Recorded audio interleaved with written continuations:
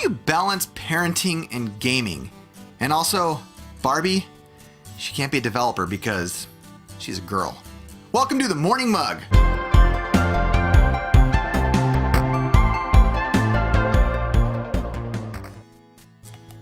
Good morning.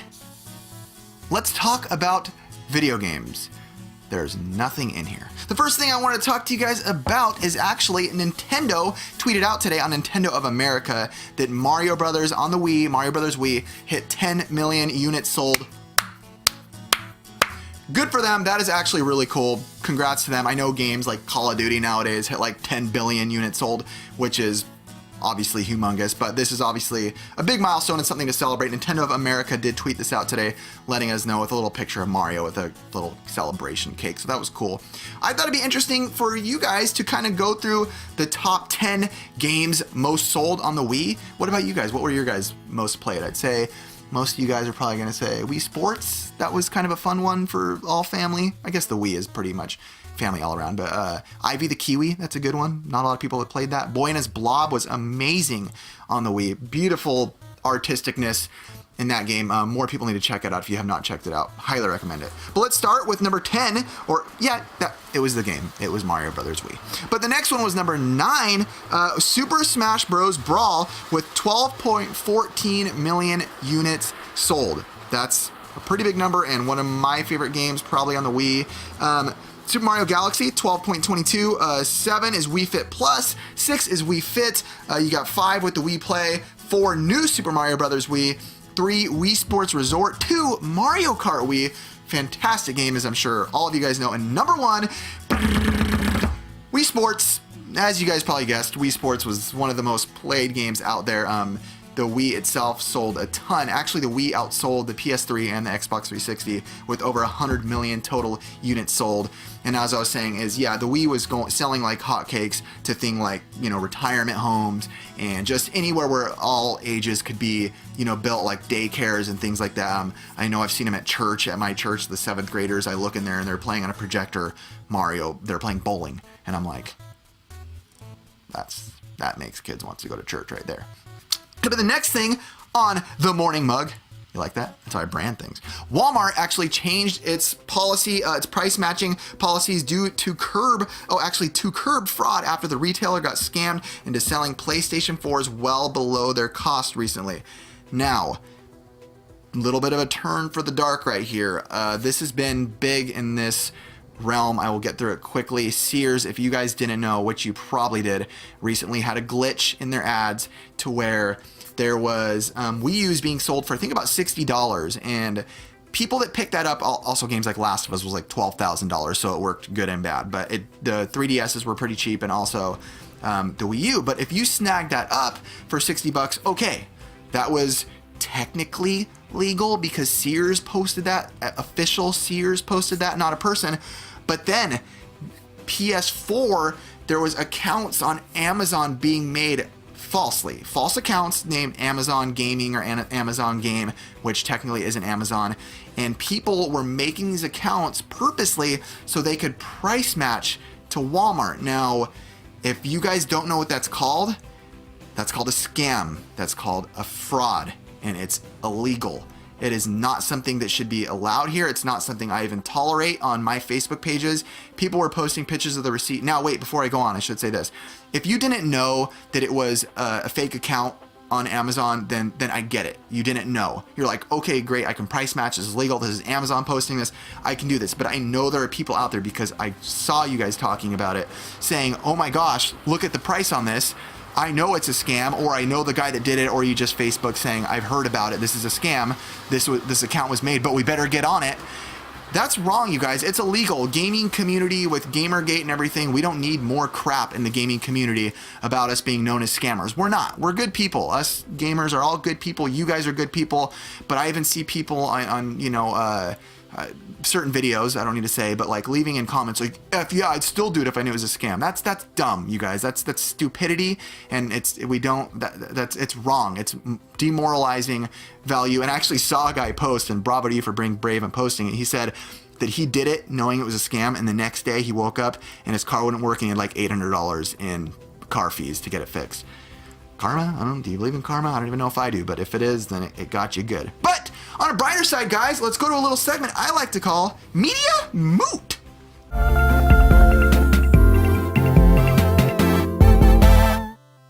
right, guys, welcome to Media Moot. What Media Moot is, briefly, it's talking to you guys on social media and stuff. And not only do I want to answer your guys' questions, because I think this is vital to be a part of the community, is talking with you guys. I don't get why some YouTubers don't want to talk to the community more, but I do. And I also want to take requests. If you guys have anything you want me to do in the show, funny, goofy, try to do a cartwheel or whatever. There's been a guy asking me to do a cartwheel for a long time.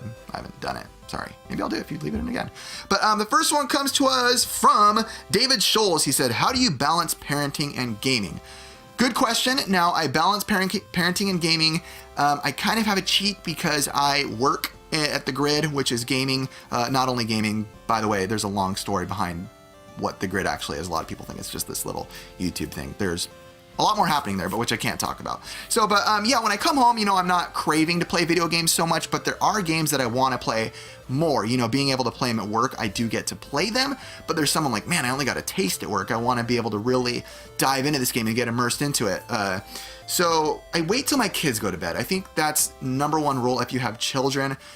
You gotta let them go to bed first, because not that I don't want them seeing the games I'm playing, but I just want to spend time with them. As parents, one of the most vital things we can do for our kids is spend time with our kids. My dad, growing up, I was lucky enough, blessed enough, I know a lot of you guys weren't, to have a dad that told me every day that he loves me.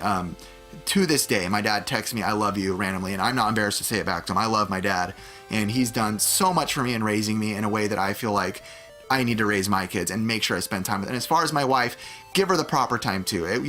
Do you want to hang out tonight? Make sure she gets to go out with her girlfriends when she wants. Make sure I get to go out with my guy friends when I want. I think that there's just a good balance to making sure that everybody gets a piece of the pie, technically. And I also am a little lucky, or maybe it's a bad thing. Some of you guys might say my wife doesn't really like video games at all. Not that she hates them, but she just has no desire to play them. So she kind of lets me do my thing when she knows I want to get my little free time while she's watching The Voice. I think she's watching The Voice right now. Next one is Nostalgia Corner says, why no Sega Saturn love? And he hashtagged bat nips, like Batman's nipples. I mean, that's a good hashtag. Hashtag bat nips. Don't do that. You know what? I just kind of skipped the system when I was a kid. I remember seeing it a lot in Toys R Us on display, and I played it quite a bit. Knights was a game I played a lot there, and I did play it at a friend's house, but I just never really had the desire to play it too much. Daytona games I played a little bit.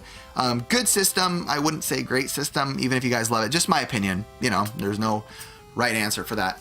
But I just never really collected it. And sorry, I don't really see him that much either, to be honest. And the last and final of Media Moot today is from Gary at Retroblog. He says, if you could sell your entire collection at market value instantly, would you do it and start again? If I needed the money. I don't need the money, and I am proud of my collection. I get most of my stuff for under $5. As you guys know, I don't spend a lot of money. So it's stuff that I don't feel right all the time, like trying to resell stuff for more money. Sometimes I will sell my stuff at a decent value. I'm not big into making a big profit, because you guys know what I pay pretty much for games. So it'd feel pretty bad being like, hey guys, you want this? It's Zelda and it's Wind Waker and it's $40, even though I paid $3 or it was given to me, so it's something that I don't need to do. But if I needed it for my family or something like that, absolutely. But now I got one more news for you. More news. All right, and the last bit of news is depressing again, and this is about Barbie. Now, there was a book, Mattel and publisher Random House have pulled the Barbie I Can Be a Computer Engineer book from the online sales following a sea of negative reviews and accusations that it was sexist. Sexist? Barbie, a doll, is sexist, guys. A doll. Hey, that is where we're going in the world. Barbie the doll is sexist. What basically happened in the story is that Barbie was hanging out with her friend Skipper and kind of saying that she was going to make a video game. Now, that's cool. Great. Awesome. Barbie's a developer. Who knew? It's just if anything, this book is pushing women to be like, hey, they can do more things. She's not just some blonde hair bimbo. She's, she can do things. She's smart. The book's called I Can Be a Computer Engineer. But then later in the book, she goes on to saying, I'll need Steven and Brian's help to turn it into a real game, she tells Skipper. This story sparked big indignation, like all over with feminists and feminist rights, saying this is sexist, this is sexist. You guys, Barbie can't do everything. But it's just because she's a woman and she can't do one thing, you don't need to freak out. If it was a book where Ken was saying, hey, I want to design a mug, and he goes, I'm good at it, and I'm going to make the ceramic, and I'm going to mold the porcelain or whatever, however you do it. But I need help with the design, so I'm going to have to ask Stacy for it because Stacy's a better designer. Should we freak out and be like, oh, Ken, this is sexist against men?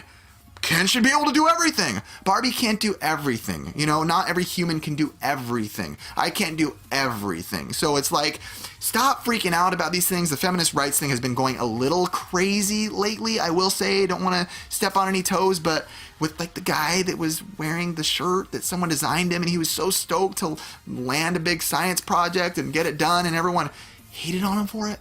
Well, we got Kim Kardashian doing what she does, and nobody cares, and women are like, yeah, that's my girl. It's like, come on, guys. That was a little negative. So now we'll end with one last thing that I like to call premium game.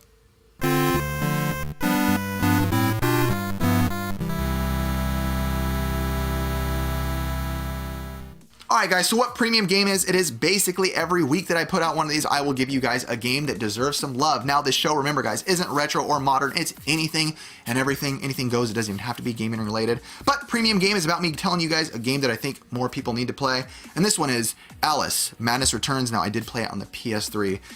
Fantastic. I loved it. It's like a psychological horror, third person. You definitely don't have to be a survival horror fan to enjoy it. It was actually done by EA, and EA's been sucking a little bit, but it lately with some of the things, but it did really well in this game. It's like a platformer from third person. Alice suffers from like emotional distress caused by the death of her parents. She has to get rid of her trauma by learning the truth about her past. Her memories are in Wonderland, but there is an evil force that has corrupted it as you would have expected. And the game is dark and twisted, but not in ways to where it's too dark and twisted. I would say, I don't remember what it was rated, but like PG-13 maybe if you're a parent out there. And you can also pick it up for about $20 to $25 on Amazon or eBay. But if you're me, look for it till you get it $5 or rent it at the library. But you guys, that was Morning Mug. I love talking to you guys and doing this. I literally love it, and I want to do it every week, you guys, so make sure and tweet me at Aaron Stafish or even Retro Liberty and hashtag Morning Mug so I can find your guys' requests, your guys' talks, your questions, anything. I love you guys so much. I thank you guys for what you let us do here, what you let me do here in the community. This is a way for me to express myself of what I want to say to the gaming community, and I just thank you guys so much for embracing everything here. And that's it, you guys. I hope you guys enjoyed the Morning Mug, and remember, you guys, keep gaming fun. I'll talk to you guys next time.